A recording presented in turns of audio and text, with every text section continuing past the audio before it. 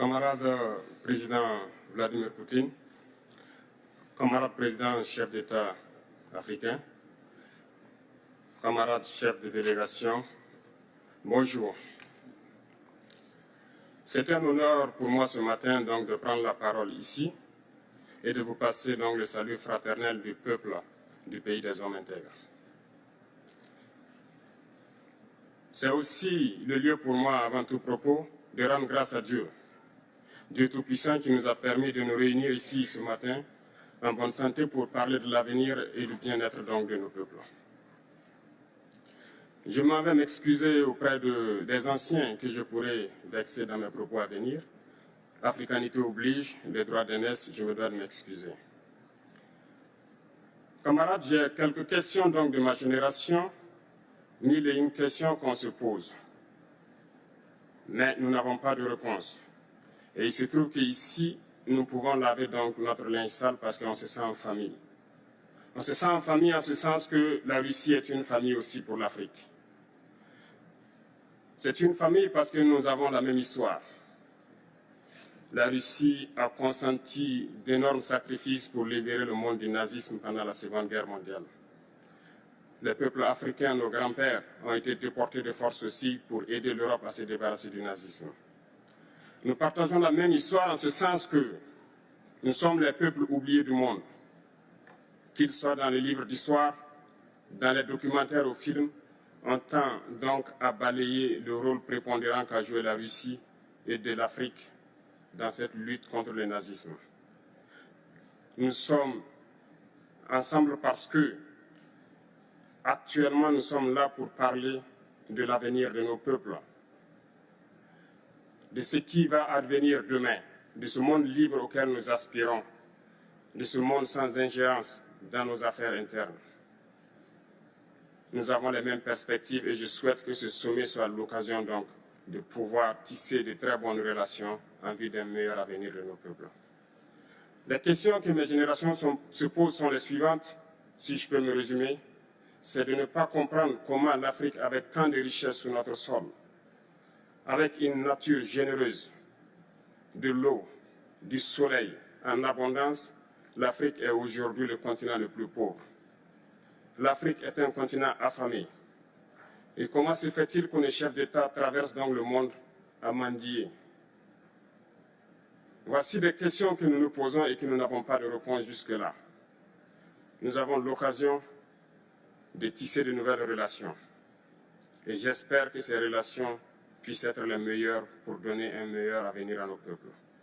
Ma génération me charge aussi de dire que, par ce fait de pauvreté, ils sont obligés de traverser l'océan pour essayer de rallier l'Europe. Ils meurent dans l'océan. Mais que prochainement, ils n'iront pas traverser parce qu'ils viendront devant nos palais pour chercher leur pitance quotidienne.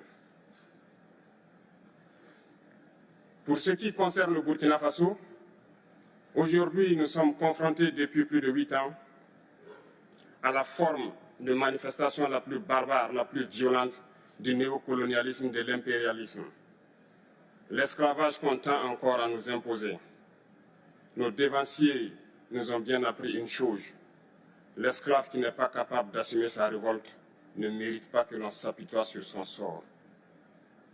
Nous ne nous apitoyons pas sur nos sorts, on ne demande pas que quelqu'un s'apitoie sur notre sort. Le peuple burkinabé a décidé de lutter contre le terrorisme en mesure de relancer son développement.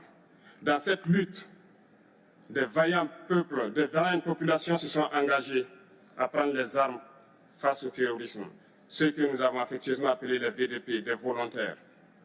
Nous sommes surpris de voir les impérialistes traiter ces VDP de milices et de tout type.